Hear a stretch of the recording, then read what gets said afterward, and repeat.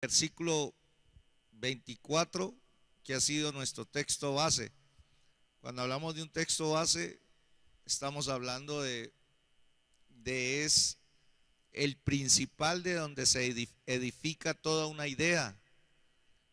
Aquí toda la idea del Señor está basado en este fundamento. La palabra de Dios dice: y vestidos del nuevo hombre creado según Dios. Y hemos estado hablando de que Dios está en el trabajo de crear nuevas personas. El trabajo de la creación de Dios no ha terminado. Dios, cada vez que una persona se acerca a Cristo, Dios le crea un nuevo corazón.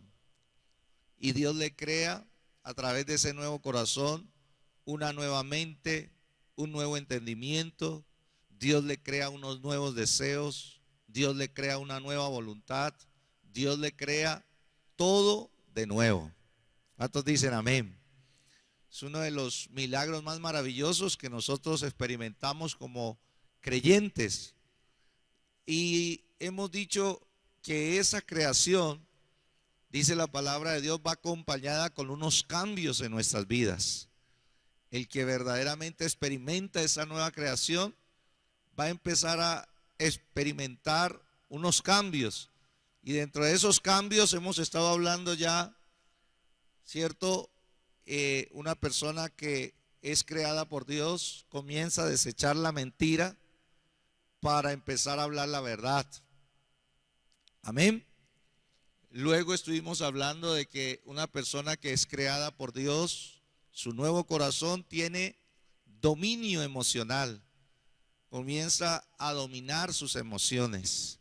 La ira, por ejemplo, aquí, ¿cierto? También hablamos de que una persona que ha sido creada con un nuevo corazón de parte de Dios, ya no hurta, sino que trabaja, y ese trabajo está bendecido por Dios porque le va a dar para sostener su casa, aportar para la obra de Dios y aún para compartir con el que padece necesidad.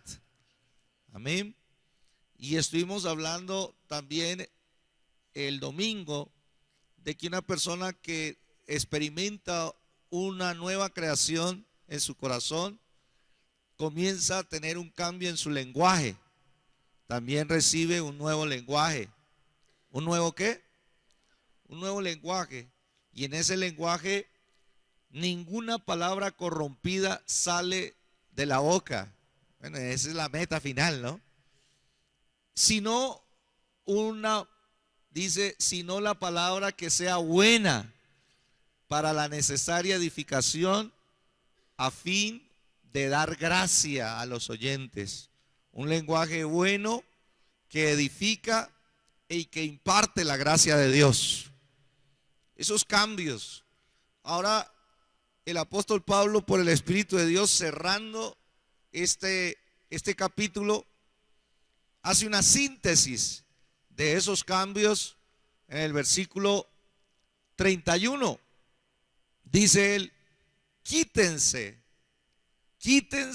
de vosotros toda amargura, enojo, ira, gritería y maledicencia y toda malicia. Y luego dice, eso, ¿cierto? Esa conducta pecaminosa debe ser reemplazada por una virtud. Y las virtudes están aquí, dice, antes ser benignos unos con otros, misericordiosos. Y luego dice, perdonándonos unos a otros, como Dios también os perdonó a vosotros en Cristo Jesús. ¿Cuántos dicen amén? Amén. Entonces, teniendo en cuenta esa palabra, hagamos una oración. Padre, te damos gracias por tu palabra en esta noche. Y Señor, pedimos que nos ayudes a comprenderla, a entenderla, Ayúdanos a creerla, a obedecerla, a vivirla cada día en nuestras vidas. Que esta palabra sea viva y eficaz para todos los que estamos aquí y alcanzamos con esta palabra a tu iglesia que está en Popayán, en el Cauca, en Colombia, las naciones. Te pedimos que tu Espíritu Santo haga esa obra sobrenatural para que tengamos los cambios y la transformación que necesitamos tener para hacer una bendición para nuestra familia, para hacer una bendición para la iglesia y para hacer una bendición a la sociedad. En el nombre de Jesús nuestro Señor. Amén. Hablando de lo que hemos estado tocando, es necesario conocer entonces, primero que todo, que aunque Dios nos convierte en nuevas criaturas, Dios es el que hace el milagro de darnos un nuevo corazón. Otra vez, Dios hace el milagro de crear un nuevo corazón en nosotros. Eso es obra de Dios. Ahora, a pesar de que Dios hace eso, no nos deja por fuera de los cambios. Él también nos manda que en la fuerza del Espíritu Santo sometamos nuestra condición humana que todavía está en nosotros. En otras palabras, una vez que Dios hace el milagro de la nueva creación, también nosotros debemos de colocar de nuestra parte. Dios hace la parte más difícil. ¿Cuál es la parte más difícil? Crear un nuevo corazón. Eso no lo puede hacer sino Dios. Pero una vez que Dios nos da ese nuevo corazón o esa nueva vida, ahora nosotros también somos llamados a abandonar, a pelear, a rechazar. Por eso la palabra dice, quítense. No dice la Biblia, y yo les voy a quitar. No, dicen, ayúdenme. Y ustedes mismos comiencen a quitar, a desarraigar, a echar fuera todas aquellas conductas que no les benefician a ustedes, ni a su familia, ni a la iglesia, ni a esta sociedad. Entonces Dios hace su parte y nosotros hacemos la nuestra. ¿Estamos ahí? 2. La única evidencia confiable de que una persona ha sido salvada no es una experiencia pasada de recibir a Cristo, sino una vida presente que refleja a Cristo. Es importante saber de que si usted fue salvo por Cristo Jesús, una vez que uno ha sido salvo, uno tiene un testimonio, le llamamos a eso un testimonio, de lo que Dios hizo en nuestras vidas cuando le conocimos a Él. Cuando Él reveló su gracia y su amor, Dios nos transformó en aquel momento. Pero esa obra de transformación no se queda ahí. Esa obra de transformación debe continuar. Y la verdadera señal que una persona fue salva de forma genuina es que esa persona fue transformada desde el mismo momento en que recibió a Cristo, pero ahí no paró su transformación. Ella sigue siendo transformada de gloria en gloria. Dígame algo.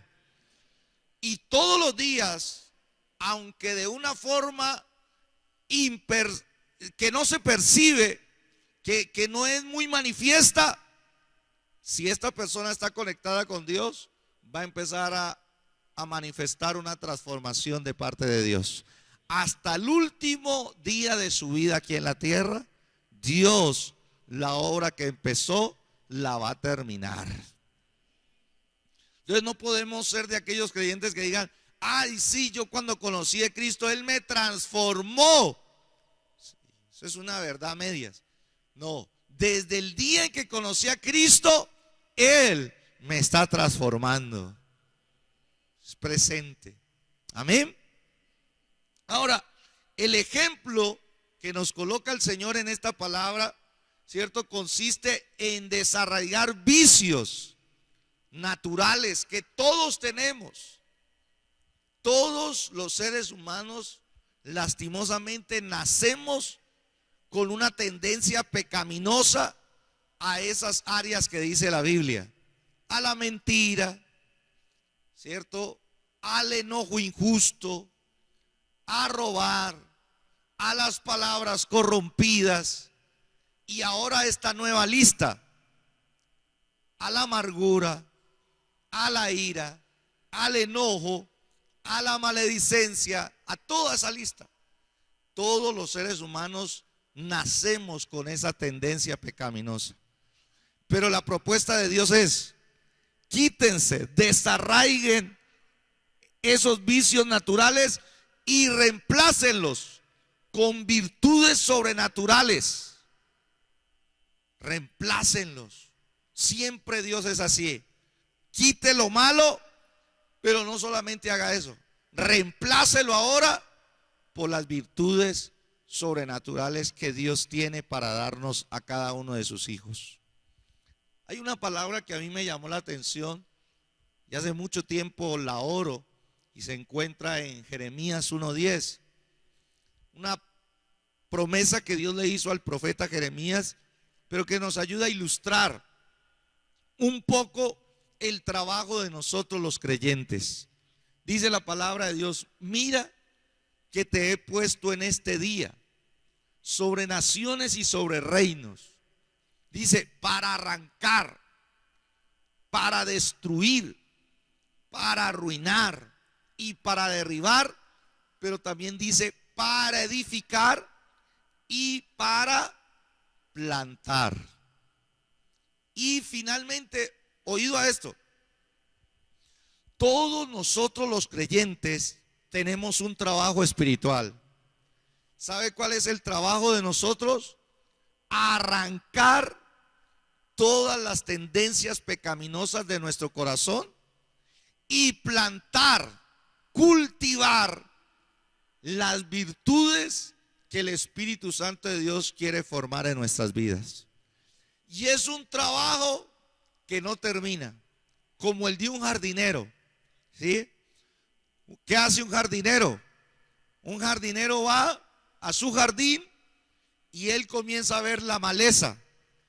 Por decir algo, él la corta el jueves. Hoy, jueves, él cortó. Pregunta: ¿de aquí al domingo la maleza habrá vuelto a salir? Dígame algo. Sí. Bueno, digámoslo así, en los que se congregan solamente los cultos del día domingo. El domingo el jardinero divino viene a su corazón y comienza a podar, a arrancar y a quitar todo aquello que no nos sirve a nosotros. Pregunta: dentro de 8 días, ¿será que el corazón se mantiene igual o esa maleza ha vuelto a nacer, ha vuelto a crecer? Este es un trabajo, hermanos, permanente, continuo. Entonces no se sorprenda. Y usted y yo debemos de comprender, oído, como creyentes en Cristo debemos de comprender una gran verdad. Usted no se debe desanimar con usted mismo, pero usted tampoco se puede desanimar con los demás. ¿En qué sentido? En que igual nuestro corazón necesita estar siendo trabajado, arrancando la maleza, arrancando esa tendencia pecaminosa. Ahora lo vamos a ver, arrancando la amargura, arrancando los enojos, arrancando las iras, arrancando lo que hay en nuestro corazón y que no nos sirve. Y no basta con arrancar. Por eso la palabra dice: y luego edifique y plante. Una vez que usted limpia, una vez que usted poda, una vez que usted arranca todo lo malo, ahora sí plante. ¿Plante qué? Plante la bondad.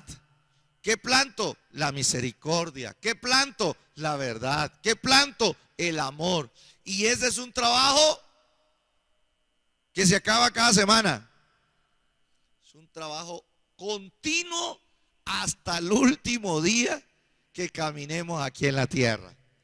Entonces es un trabajo constante, permanente, que vamos a tener, ¿cierto? Como la peluquería, ¿no?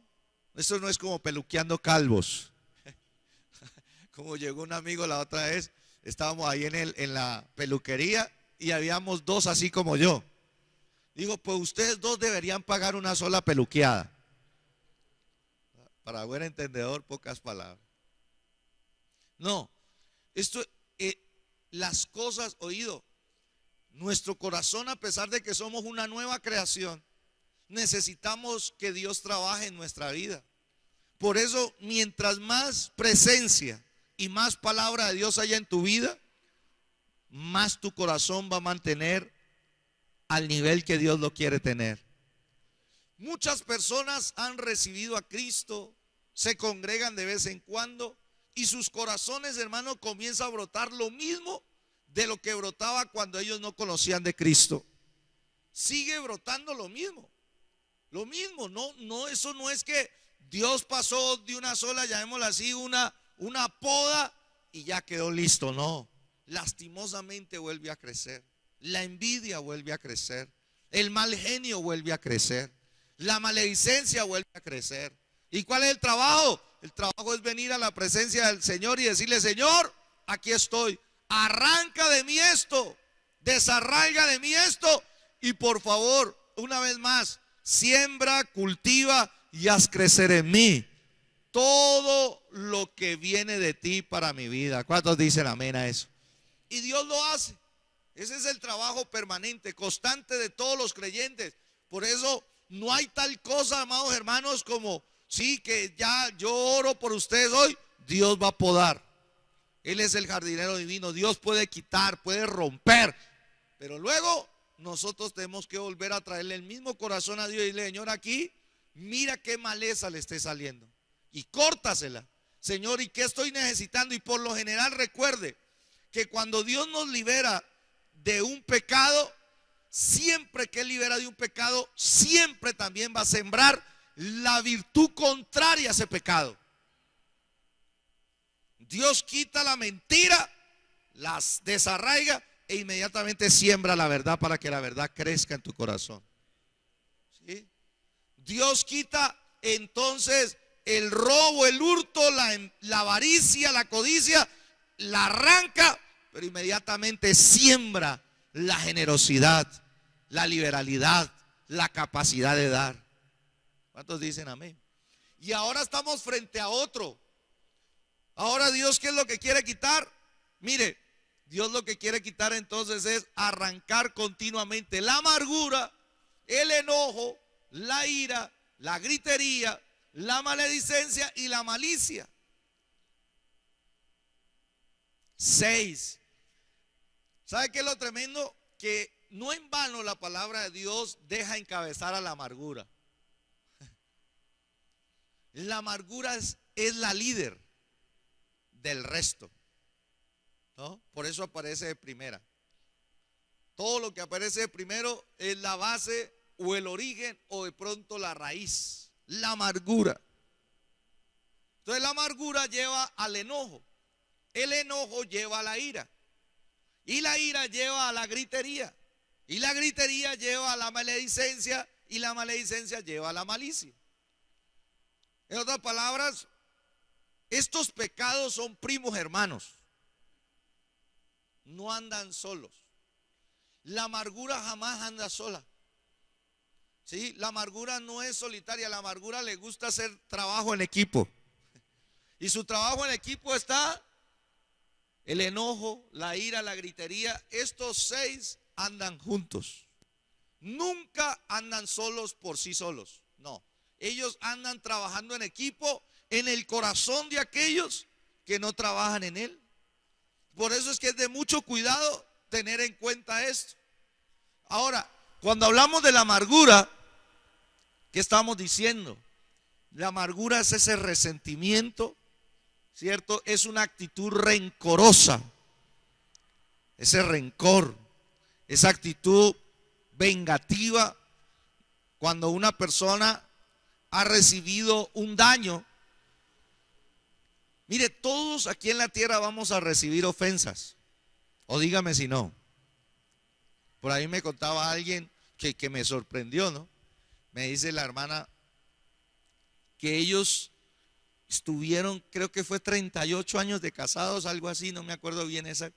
Y dice que el esposo jamás le dijo una grosería. Jamás le alzó la voz de una forma vulgar. Jamás se le escuchó una 38 años así. Y entonces, claro, ella nos quería enseñar a nosotros, ¿no? Yo le dije, pues por un lado, hermana, eso fue un milagro que le pasa a una en 1.000.000. Entonces, siéntase privilegiada. Dígame algo. Yo le voy a hablar de otra realidad. El matrimonio común y corriente no pasa eso. Empezando por la del pastor. ¿Sí? Empezando por la del pastor. Porque en mi vida, en mis 18 años de casado, sí ha habido momentos difíciles, sí ha habido desacuerdos, sí ha habido enojo, sí ha habido contradicción. Entonces yo le digo, uno, que si a usted le tocó una mujer que jamás le dijo una grosería, jamás le dijo un irrespeto, jamás se le enojó, siéntase como en el cielo, ¿no? Usted es un hombre privilegiado, único en 1.000.000.000. Si a usted le tocó un hombre que jamás él le alzó la voz, jamás él le cometió un fraude, jamás le traicionó, siéntase única, privilegiada, y siéntase como una en 1.000.000.000. Pero si usted hace parte del grupo que hago parte yo, que es del grupo normal, que nos enojamos, que hay veces decimos palabras que no debemos de decir, si usted hace parte de ese grupo, pues bendito sea Dios, la gracia de Dios es para nosotros. Dígame algo, es para nosotros. Yo hago parte de un grupo normal, real, donde hay malentendidos, donde hay palabras que van y vienen tipo misil, donde hay heridas, donde hay se lastima, donde hay todo eso. Yo vivo en esa realidad, pero también sé que por otro lado vivo bajo la gracia de Dios, que hay medicina para todo esto. Yo dije, hay medicina para todo esto. Entonces, la amargura, mire lo que dice Hechos 8:23, dice la palabra de Dios. Ahí dice, porque en hiel de amargura y en prisión de maldad veo que estás.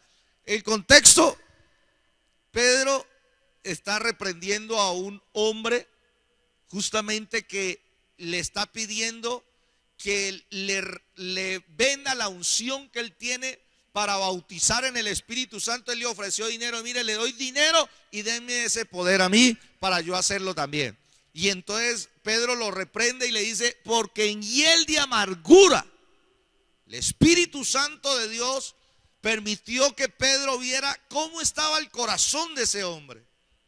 Y la palabra hiel es una palabra de una enfermedad de la bilis. Por eso es que los médicos hasta hace unos 30, 40 años para acá descubrieron que las personas que tienen amargura, falta de perdón y resentimientos, por lo general empiezan a sentir un daño en la bilis. ¿Y sabe que eso está revelado en Hechos 8:23? Desde hace 2000 años. Sin la ciencia que hay hoy en día, ya el Señor había mostrado que la hiel era justamente un resultado de la amargura y que eso trae una enfermedad. La enfermedad del corazón se manifiesta en enfermedades físicas. Entonces comienza a hablar la palabra de Dios, ¿cierto? De que estas cuestiones de amargura comienza a traer también situaciones que comienzan a enfermar a la palabra. Mire lo que dice Hebreos ahora. Hebreos capítulo 12:15 dice, miren bien, no sea que alguno deje de alcanzar la gracia de ¿quién? De Dios, que brotando alguna raíz de amargura os estorbe ¿Y qué pasa? Y por ella muchos sean ¿qué? La amargura es vista en la palabra de Dios justamente, mire, como una raíz. Lo ilustra desde el punto de vista de una raíz, de una persona que le han sembrado, ¿cierto? Un resentimiento, le han sembrado, ¿cierto? Una herida en su corazón no sanada. Y por lo tanto, dice la Escritura que eso le va a estorbar para alcanzar la gracia de Dios. Y esto se convierte, hermano, en un transmisor, contamina. Una mujer amargada puede convertir a su esposo en un esposo amargado. Un matrimonio amargado puede convertir a sus hijos en hijos amargados. Dígame en algo. Entonces eso comienza a regarse. Y entonces comienza uno a darse cuenta de que eso viene a contaminar a toda una familia. Por eso, por lo general, cuando hay una persona con una raíz de amargura, por lo general, eso se transmite, se va transmitiendo, se transmite y contamina a cuanta persona le rodee. Cuanta persona se acerque, esa persona va a ser un transmisor de amargura, de resentimiento, de odio. Por eso uno debe detectar rápidamente eso, en uno o en otra persona. Si de pronto es fuera de la familia, si es alguien de la familia, aconsejarle de que Dios le arranque esa raíz de amargura que está haciendo daño. Dígame en algo. Si no es una persona cercana a su familia y no quiere, ¿cierto?, ser tratado su corazón, lo invito a que se aleje de esa persona. Porque si no, esa amargura en algún momento va a entrar por sus oídos, se va a sembrar como una palabra en su corazón y un día usted va a empezar a ver la amargura manifestándose. Ahora, ¿qué dijimos? Que la amargura lleva al enojo. El enojo en la Biblia es un enojo injusto, ¿no? Recuérdese que ya hablamos de que hay un enojo que es justo. O sea, el enojo es un recurso que Dios nos dio. Aquí no se trata de que no nos enojemos. Hay cosas que nos van a hacer enojar y con razón. Hay un enojo justificado delante de Dios cuando nosotros nos enojamos, cuando las cosas están, ¿cierto?, mal. Nosotros tampoco podemos ser pues como entes, ¿cierto?, de que nos vamos a quitar. No, el enojo nos sirve cuando es bien canalizado. Cuando las cosas, el niño está desobedeciendo, está rebelde, déjelo hacer lo que quiera. Olvídese, enójese. ¿Qué es lo que le pasa? Venga para acá, pase esa cola y tenga su castigo. O sea, el enojo es un recurso de Dios para poner orden. ¿Dios se enoja? Otra vez, ¿Dios se enoja? Fuimos hechos a imagen y semejanza de ¿quién? De Dios. ¿Cierto? Entonces, pero hay un enojo que es injusto y es una actitud constante de queja y de crítica. Ese enojo que se queja de todo, que critica todo. ¿Cierto? Ve a una persona o ve a la persona que tiene y lo critica y entonces se está quejando. Y es que usted no me mira, y es que usted no me habla. Y si me mira bien, mal, y si no me mira tan bien, ¿no? Todo es malo. ¿Sí? Venga, le hago el desayuno y se lo hace, quedó malo, quedó feo, no me gusta.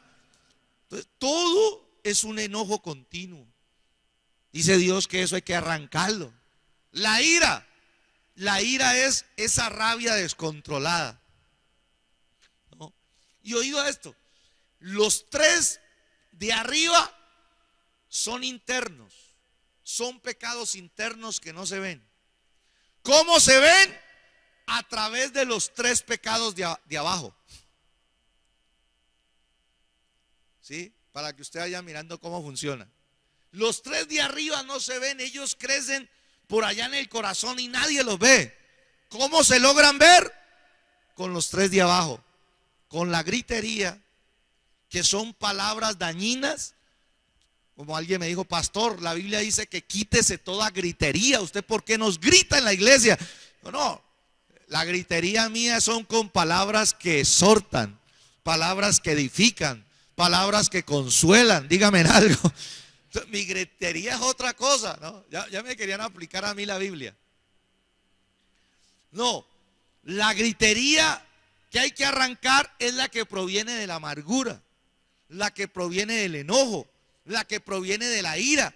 La gritería que lleva a cabo con palabras dañinas que avergüenzan en público a las personas, ¿no? Yo creo que todos hemos experimentado en nuestra casa, en nuestra familia, cuando éramos pequeños y papá, mamá regañaban y un grito en público y uno estando con los amigos, hermano, que uno no sabía dónde meterse, ¿no? Como decía Mafalda, trágame tierra y vomítame en la playa, ¿no? Sí, porque uno queda como desubicado, queda uno mal. Entonces llega un momento donde esa gritería es de palabras dañinas que avergüenzan en público. Nosotros como padres por eso tenemos que pedirle a Dios eso, un cambio. ¿Sí?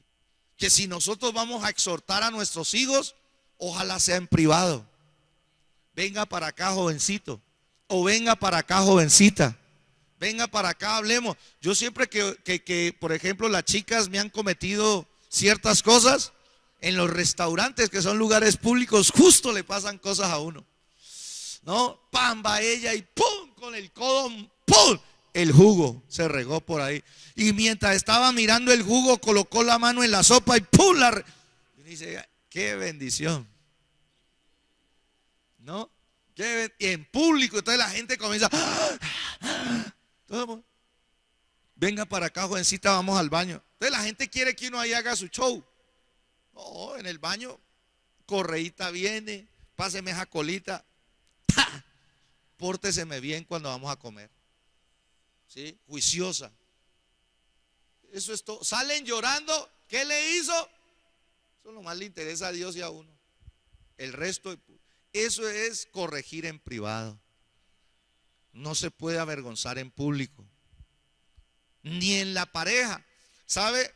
Hay veces en las parejas uno ve que se dañan los matrimonios porque comienzan a hacerse unas críticas en público feas. Está ahí con la familia, está la suegra, están los tíos, están los sobrinos y comienzan, hermano, a criticar al esposo o a la esposa en público, haciéndolo quedar mal, ¿no? Entonces uno dice, Y curiosamente esas cosas casi no se hacen en privado. Qué difícil es hacer un cara a cara en privado y decir lo que uno tiene que decir. ¿Por qué será que tenemos la tendencia a hacerlo públicamente para avergonzar? Es una tendencia ¿qué? Pecaminosa. Por eso Dios dice, quítense de ustedes eso. Arránquenlo, trabájenlo, sáquenlo fuera. ¿Sí? Y esa gritería lleva a la maledicencia, a declarar maldiciones, blasfemias y difamación. Por eso las personas que empiezan a gritar descontroladamente con palabras dañinas, se le va a soltar las maldiciones. Sueltan palabras que maldicen, sueltan palabras que entonces van a tratar de justamente de dañar a las personas, de herirlas y de proclamarles que les sucedan cosas malas. Yo vengo, por eso le digo de la realidad. Yo recuerdo que a mi mamá, hacer gritar a mi mamá antes de conocer a Cristo era un peligro.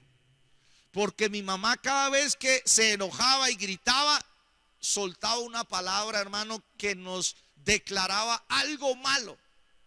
Nos declaraba algo malo. Yo recuerdo que mi papá era el que más sufría, ¿no? Mi mamá decía, ya te vas. Una gritería. Claro, el corazón de mamá estaba dolido porque mi papá pues no era una perita en dulce. Siempre mantenía engañándola, maltratándola. Entonces el corazón de mamá mantenía amargado todo el tiempo. Amargado, con enojo y una gritería. Entonces cada vez soltaba una maldición. Sí, si te vas de aquí, volverás aquí con esos dientes en la mano. ¿Sabe cuántas veces estrelló mi papá? Todas las veces que mi mamá le dijo eso. Llegaba mi papá con los dientes en la mano. Mire, lo que usted me dijo me sucedió. Vas a venir con esa cara reventada. Llegaba con la cara hecho nada. Te van a robar. Lo robaban. Todo pasaba, las maldiciones. Las maldiciones afectan.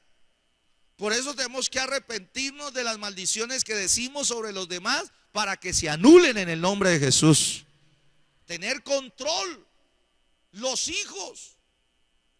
Padres que en la gritería hablan sobre sus hijos maldiciones. Usted nunca va a salir adelante. Eso es una maldición. Entonces ese hijo no le va bien en el colegio, no le va bien en el deporte, no le va bien con los amigos, no le va bien con las novias. Termina soltero, ¿no? Sin compromiso. Le va mal en todo. Por eso hay que tener mucho cuidado, ¿no? Hay que tener mucho cuidado con lo que uno dice, con las palabras, ¿cierto? Blasfemias, difamación y finalmente la malicia, que es lo que se conoce como una mala intención encubierta y dañina. Es una actitud de odio permanente. Una actitud de odio. ¿Sabe qué, hermanos amados? Y atérrense, ¿no? Que dentro, hermano, de la misma comunidad y la iglesia, esta palabra Dios se la está hablando a una iglesia, a la iglesia de los Éfesos. Y el Espíritu de Dios había revelado que en esa iglesia la gente todavía estaba con odio. Qué duro, hermano, uno ser creyente y vivir con odio es algo como incoherente. Por eso hay que revisar el corazón y estar arrancando eso. Señor, tú conoces mejor que yo mi corazón. Señor, saca de mí el odio. ¿En contra de quién? De mi esposo, de mi esposa, de mis hijos. Saca de mí el odio en contra de mis pastores, de mis líderes. Saca de mí el odio en contra de quién, en contra de mis vecinos, en contra de todas las personas con las que nosotros nos rodeamos. Y esa forma mantiene el corazón tratado por Dios. 3 pensamientos importantes con respecto a esto. Primero, debemos de saber que la amargura encabeza, ella no va sola, siempre acompañada, produce malos frutos. Ella es la raíz. Segundo, ¿sí? La tendencia del pecado es crecer en pecados cada vez más grandes. ¿Oído a eso? Si se tolera y no se vigila, los pecados internos de la amargura, enojo, ira, y conducirán de forma inevitable a los pecados exteriores de gritería y maledicencia y toda clase de malicia. Si uno los tolera y uno se hace el loco y a mí no me está pasando nada y yo sé que yo estoy bien con Dios y yo soy de esos de 38 años de casados que no hemos dicho una sola palabra incorrecta, todo ha sido bien ubicado, pues bendito sea Dios, ¿no? Si yo soy uno de esos reales que digo, no, Señor, yo soy del otro grupo que está necesitando tu gracia a toda hora, entonces yo digo, Señor, hay que estar vigilando eso. ¿Cuántos dicen amén? Y en tercer lugar, estos pecados, oído a esto, son tan dañinos, mire lo que hacen. Si uno no los trata, rompen relaciones. 2, rompen la comunión entre la familia. 3, destruyen las relaciones, no solamente las rompen, las pueden destruir, porque romper se puede volver a restaurar, destruir casi es definitivo. ¿Sabe qué más hace? Debilitan cualquier relación. Claro, ¿qué no va a debilitar la amargura? El enojo, la ira, maledicencia, todo eso debilita. Y finalmente arruinan el testimonio de nosotros los creyentes delante de los demás. Entonces imagínense nosotros creyentes, ¿cierto? En una relación de pareja y están los vecinos ahí y nosotros gritándonos y nosotros maldiciéndonos. ¿Qué testimonio es? Mal. ¿Cierto? Está mal. Por eso es que uno, antes de gritar, hay que mirar quién está alrededor y uno, a ver si puedo hacerlo o no lo puedo hacer. Para que no sea tan grande el daño. ¿No? Finalmente, ¿por qué se debe reemplazar entonces esta actitud? Mire, siempre que Dios rompe con algo malo, hay que reemplazarlo por la virtud opuesta. ¿Cuál es la virtud opuesta de la amargura y de todo lo demás que vimos? Primero, la benignidad. Esa es la virtud opuesta. ¿Cuál es la virtud opuesta de la amargura y de todos sus secuaces? La misericordia. ¿Cuál es la virtud opuesta de la amargura, el enojo, la ira, la gritería, la maledicencia y la malicia? El perdón. ¿Y eso es cada cuánto, pastor? ¿Cada cuánto? Cada que ocurra. Cada que ocurra algo que esté viendo que me esté sembrando otra vez lo mismo, ahí mismo tengo que orar y decirle: Señor, no permita que esta mala palabra, esta mala expresión, esta mala actitud, sí, todo esto, Señor, trabajar en el corazón. ¿Qué es ser benignos? ¿Sabe qué es ser benigno según la Biblia? Terrible, es algo sobrenatural. Ser benigno significa amar al que es enemigo. Mire tan duro que se la pone Dios a uno. Lucas 6:35, ¿qué dice? Dice: amad a quién. Oiga, a mí me aterra el Señor. ¿Sabe por qué me aterra? Porque el Señor nos coloca una meta muy grande para ver si alcanzamos a ver las más pequeñas. A ver otra vez. Amar a los enemigos es una meta muy grande. Si yo apunto a amar a mi enemigo, eso significa que mi amor se va a extender y voy a amar con mucha más razón y abundancia a los que son mis amigos. ¿Me hago entender? Entonces el Señor dice: amen a sus enemigos y háganles bien, y presten, no esperando de ello nada. ¿Cómo no? Y será vuestro galardón grande, y seréis hijos del Altísimo, porque Él es ¿qué? Benigno para con los ¿qué? Solo para personas normales como yo, no para esos de 38 años que no pelean. No, esos de 38 años que no pelean son para otro culto. Pero para las personas normales como yo, dice la palabra de Dios que necesito sembrar, ser benigno, como Dios es benigno. Y dice que la benignidad para con los ingratos y los malos. Pregunta: ¿en algún momento de su vida usted experimentó ingratitud de alguien que usted dijo: uy, pero es que ¿por qué no me agradece? ¿Sabe? La palabra de Dios dice que la benignidad, que es espiritual, le ayuda a uno, dice, a amar a las personas ingratas y malas. Eso es lo que hace Dios con nosotros. Dios todavía ama a todo este mundo, aunque es ingrato, aunque va en contra de sus leyes, Dios los sigue amando y sigue siendo bueno con ellos. ¿Sí? ¿Por qué sigue siendo bueno, hermano? Si Dios fuera un Dios malo, hace rato, hermano, había dejado de llover. Hace rato, hermano, había dejado de circular oxígeno aquí en la tierra. Pero Dios es tan bueno que hace respirar del mismo oxígeno que respiran sus hijos que le adoran, también del mismo oxígeno respiren los ateos e incrédulos que no lo aman a Él y que le hacen la guerra a Dios. De las mismas frutas que comen los hijos de Dios aquí en la tierra, también se alimenta la gente atea, incrédulos y que blasfeman contra Dios. ¿Y quién hizo las frutas? ¿Y quién hizo los vegetales? ¿Y quién hizo toda la parte con la que se alimenta ese? Dios. Bueno, lo otro que se inventó el ser humano, pues de ahí para allá, pero todo fue con materia prima de Dios. Y Dios los alimenta y nadie agradece. Y dice la palabra de Dios, que Dios los ama. Por eso Dios dice: sean benignos. Entonces, cuando haya un enemigo, es el momento para ejercitar esa palabra. A mí hay veces me viene un enemigo y digo: Señor, ¿cómo quieres que lo trabaje? La Biblia dice que oremos por nuestros enemigos, que bendigamos a los que nos maldicen. Y entonces yo hago el ejercicio, pero no lo hago, hermano, así como uno dice, con esa alegría y ese gozo. No, lo hago entre dientes, hermano, como lo estamos viendo con mis hijas. Parece un ventríloco yo ahí.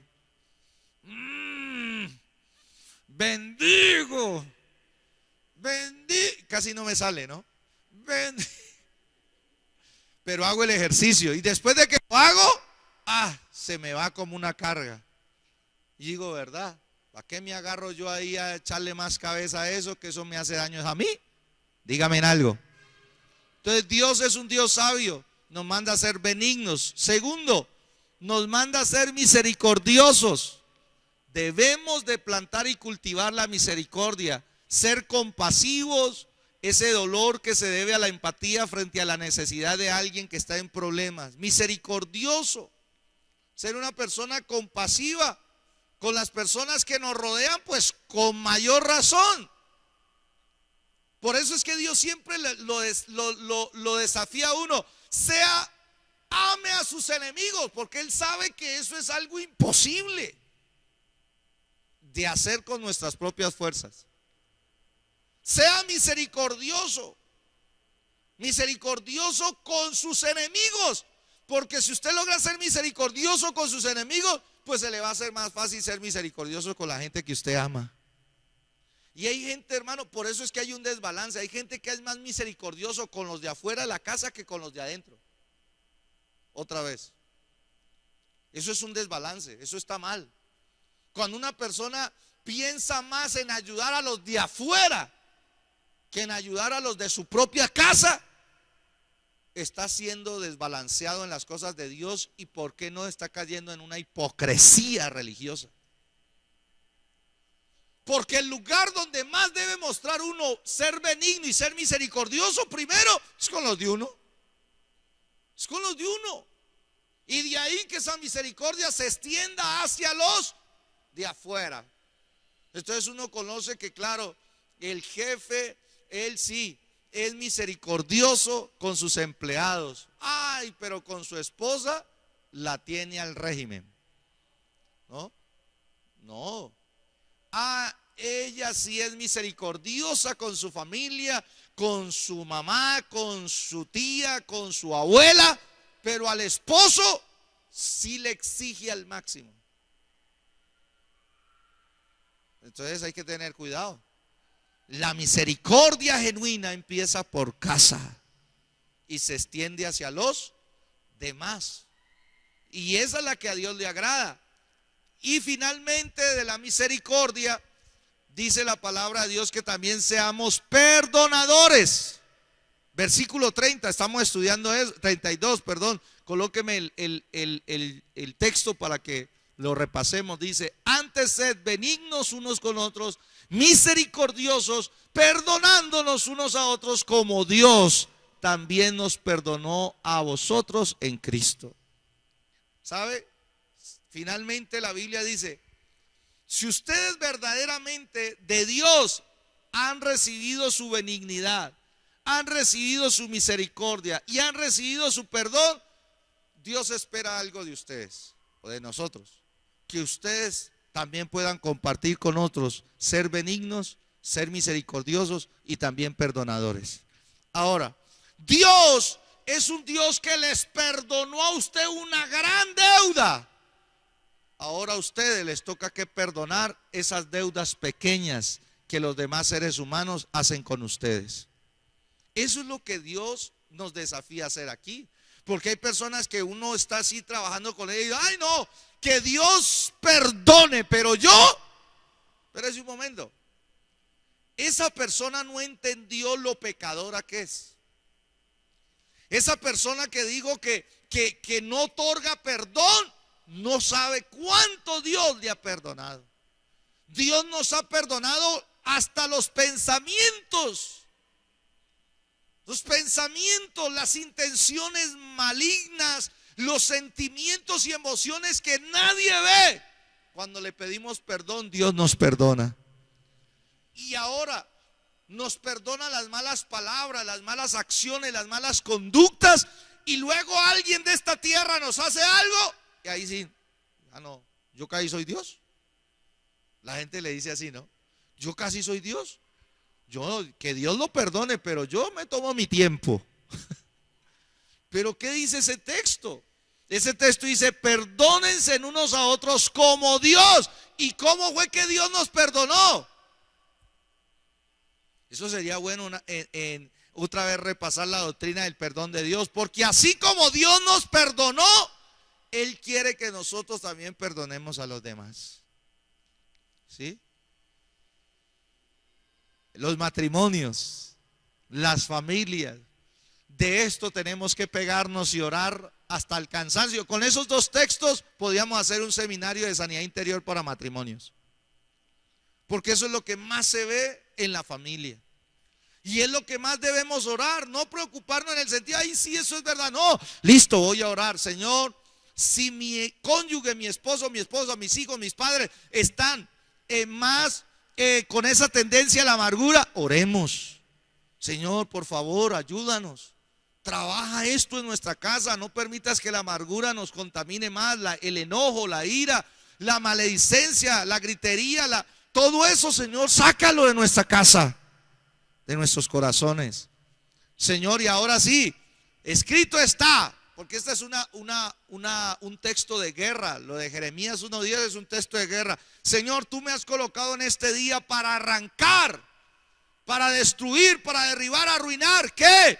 La amargura, el enojo, la ira, la gritería, la maledicencia, la malicia. Ahora la arranco en el nombre de Jesús, la echo fuera.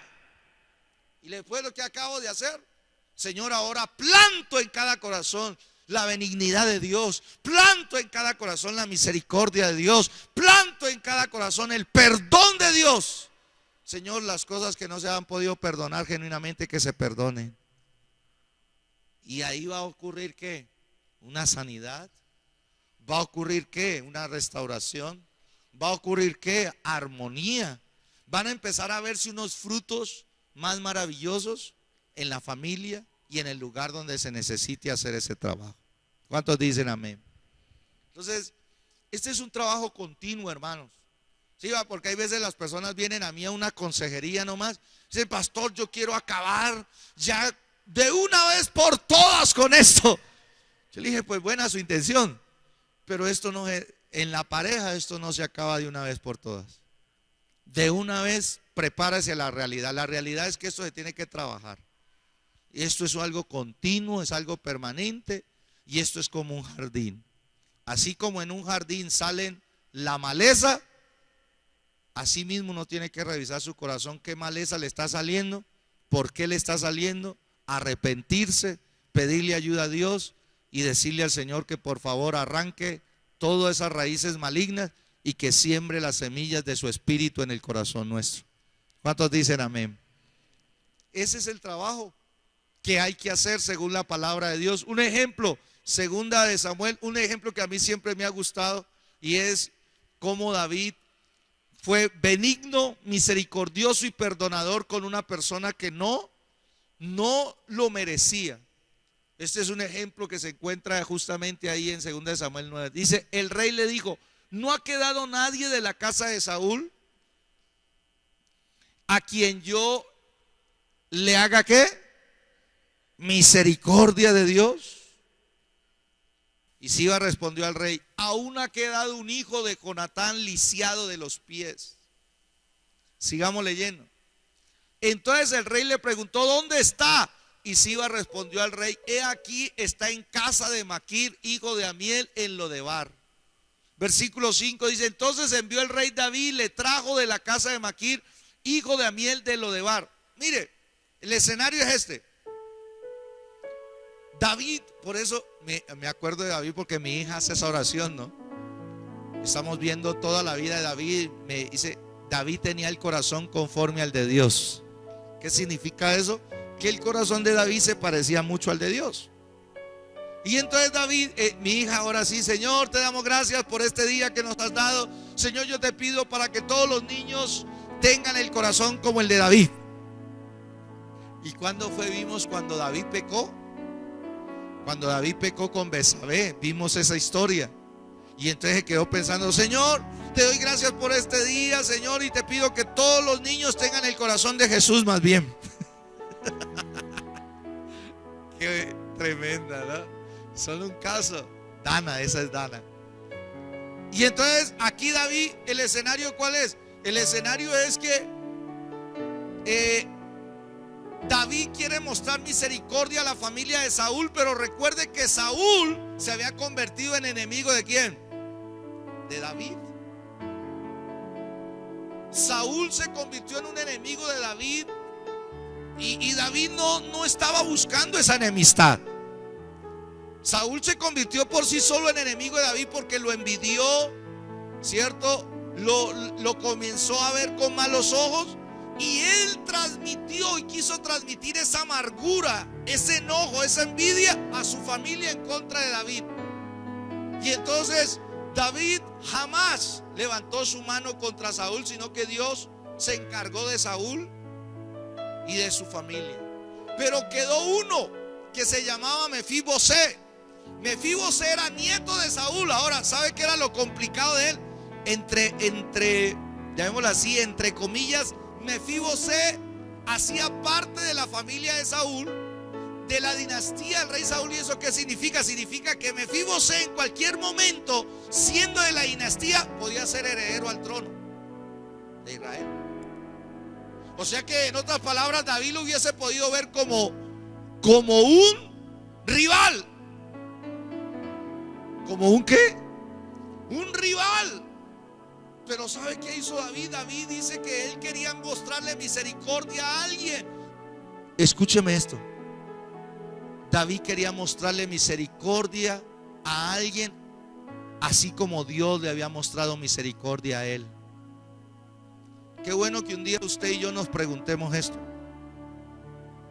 Esa misma misericordia que Dios me ha dado, Señor, muéstrame a quién yo se la puedo brindar. Y David escogió a alguien que hacía parte de sus enemigos. Ese enemigo, uno, heredero al trono. Dos, era una persona que estaba lisiado de los pies, dice la palabra de Dios, había sufrido un accidente. Tres, era una persona que estaba viviendo en casa ajena, la estaba pasando bien mal. Y entonces le dijeron a David: mire, queda él. Y dice entonces David, aquí es donde él dice que lo mandó a traer, y dice: y vino Mefibosé, hijo de Jonatán, hijo de Saúl, a David, y se postró sobre su rostro, hizo reverencia, y dijo David: Mefibosé, y él respondió: he aquí tu siervo. Ahora, póngale un poquito más de imaginación. Imagínense que el rey David mande a buscar al heredero del trono. Yo creo que el hombre se pone como, ¿sí?, miedoso. Dice: no, el rey me va a mandar a llamar, es para matarme, porque yo soy heredero del trono, y de pronto cree que yo me voy a sublevar y le voy a quitar el trono, porque esa era la forma en que las dinastías se mantenían en aquel entonces. Pero dice la escritura del versículo 7, ¿cierto? Y le dijo David: no tengas temor. Mire, lo primero que hizo David fue quitarle el temor. La misericordia quita el temor. Otra vez, la misericordia, ¿qué hace? Quita el temor. La benignidad, la misericordia y el perdón quitan el temor. Esto debe ocurrir en un verdadero hijo de Dios. Una persona que haya experimentado verdaderamente el perdón de Dios, de esa persona debe desaparecer el temor. El temor tiene que desaparecer. No tengas temor, porque yo a la verdad haré contigo misericordia por amor de Jonatán tu padre, y te devolveré todas las tierras de Saúl tu padre, y tú comerás siempre a mi mesa. Otra lección: la misericordia de Dios no es un sentimiento, no es una compasión, ¿sí?, de palabras. La misericordia de Dios se demuestra con hechos. Entonces Dios quita el temor y dice él: y te voy a devolver todo lo que habías perdido. Todas las tierras que eran de mi enemigo principal, ¿qué tal, no? Te las voy a devolver a ti. Van a volver a ser tuyas. Lo que le pertenecía a tu abuelo y a tu papá, ahora te regresarán. Todas las tierras que tú perdiste, te las devolveré. Misericordia en acción. Y luego le dice: y tú comerás siempre a mi mesa. Esa frase, ¿qué implica? Esa frase implica de que Mefibosé iba a irse a vivir cerca del rey. Iba a tener el privilegio de estar cerca al rey. Y además de eso, de comer todo lo que el rey comía. ¡Qué honor! ¡Qué privilegio! ¡Qué cambio! ¡Qué transformación! Las personas que verdaderamente experimentan la benignidad, la misericordia y el perdón de Dios van a experimentar una gran transformación. Y eso fue lo que le pasó entonces. Dice la palabra de Dios: y él, inclinándose, dijo: ¿quién es tu siervo para que mires a un perro muerto como yo? En otras palabras, Mefibosé había vivido tanto tiempo escondiéndose, tanto tiempo menospreciado, que él mismo se veía como un perro muerto. ¿Qué es verse como un perro muerto? Sin valor, sin ningún mérito. Y luego dice el versículo 9: entonces el rey llamó a Siba, siervo de Saúl, y le dijo: todo lo que le fue de Saúl y de toda su casa, yo lo he dado al hijo de tu señor. Versículo 10: tú pues le labrarás las tierras, tú con tus hijos y tus siervos. 1. Le quitó el temor. 2. Le devolvió las tierras. 3. Lo invitó a que viviera con él y que comiera de lo que él come. 4. No solamente le devolvió las tierras, sino que le dio obreros y le dio siervos aprobados para que le cultivaran la tierra. Dígame algo, yo necesito de eso. Necesito que me rodee gente aprobada, gente productiva, gente que mire, dice: y almacenarás los frutos para que el hijo de tu señor tenga pan para comer. Pero Mefibosé, el hijo de tu señor, comerá siempre a mi mesa. Y tenía Siba, ¿cuántos? 15 hijos y 20 siervos. Un buen número de trabajadores, ¿no le parece? Los que trabajamos en equipo necesitamos gente como esa. Gente aprobada, gente productiva, gente que sepa cultivar y sepa dar resultados delante de Dios. Y luego dice el versículo siguiente: y respondió Siba al rey: conforme a todo lo que ha mandado mi señor el rey a su siervo, así lo hará tu siervo. Mefibosé dijo al rey: comerá a mi mesa como uno de los hijos de ¿quién? Imagínese, de pasar de ser un enemigo a ser como uno de los hijos del rey. Qué cambio, ¿no? ¿Qué más dice el versículo 12? Y tenía Mefibosé un hijo pequeño que se llamaba Micaía, y toda la familia de la casa de Siba eran siervos de Mefibosé. Versículo 13 dice: y moraba Mefibosé en Jerusalén, porque comía siempre a la mesa del rey y estaba lisiado de ambos pies.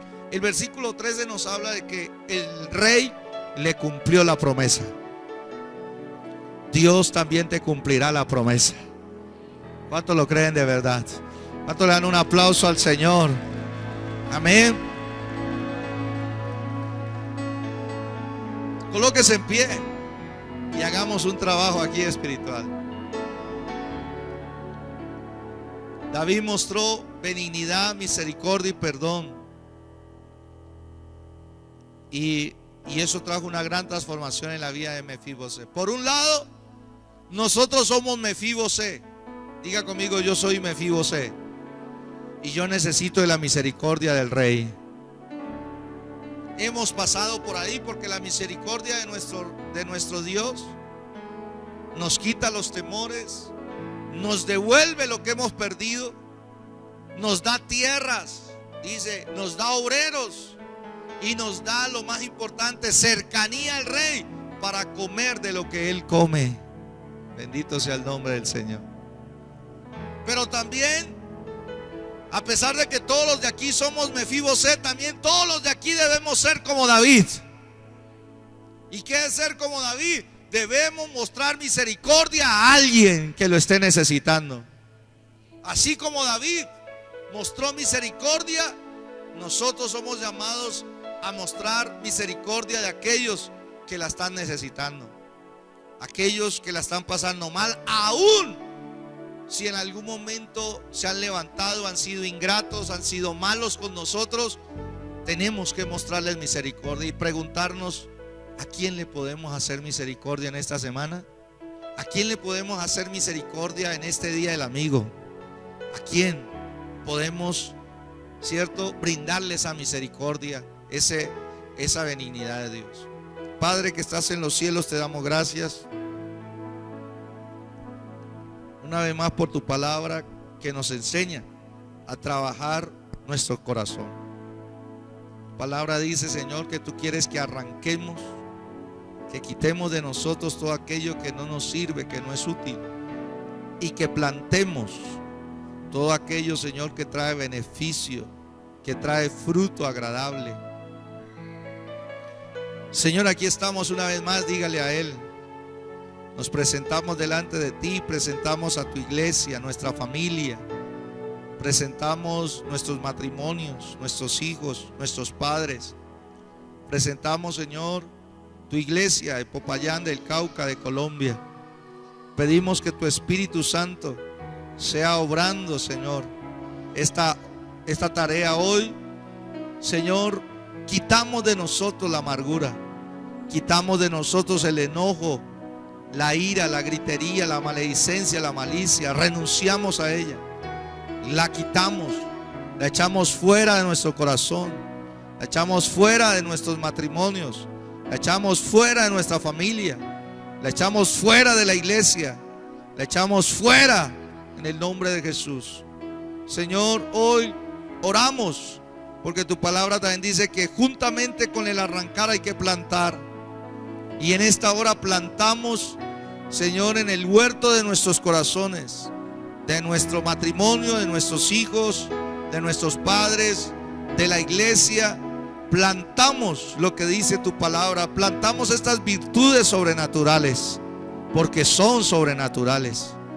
Señor, plantamos la virtud de la benignidad, esa capacidad, Señor, de amar aún a los enemigos, esa capacidad, Padre Celestial, de hacerle bien aún a los ingratos y a los que son malos. Señor, sembramos esa capacidad sobrenatural, esa virtud sobrenatural en nuestro corazón, la misericordia, esa compasión no solamente que nos lleve a dolernos por el afligido, sino que nos lleva a actuar, que nos lleva a realizar tareas, acciones para beneficiar a aquellos que lo están necesitando, aún sean enemigos. Padre Celestial, sembramos y plantamos en cada uno de nuestros corazones la misericordia de Dios. Esa misericordia que tú tuviste con nosotros, queremos también, ayúdanos a tenerla con los demás. En el nombre de Jesús, que esta misericordia empiece por casa, que empiece por familia, para que así se extienda hacia otros escenarios. Oramos, Señor, delante de ti para que nos des la capacidad de perdonarnos unos a otros, así como tú, Padre, nos perdonaste en Cristo. Ayúdanos, revélanos cuánto nos perdonaste.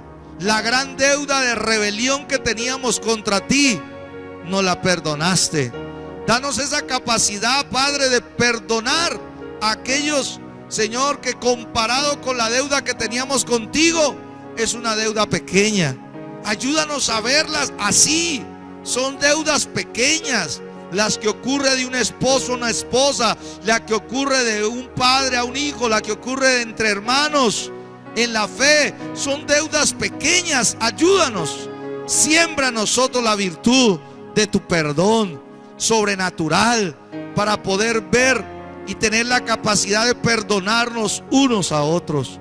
En el nombre de Jesucristo nuestro Señor oramos para que tu Espíritu Santo siempre nos guíe, Señor, a arrancar todo aquello del viejo hombre que no sirve, que es inútil y dañino, y que el Espíritu Santo nos guíe permanentemente a sembrar, a cultivar y a hacer crecer las virtudes sobrenaturales, Señor, de tu presencia en nosotros hasta que Cristo venga, para que de esa manera mantengamos la salud, mantengamos el vigor, la fortaleza y alcancemos tu gracia divina.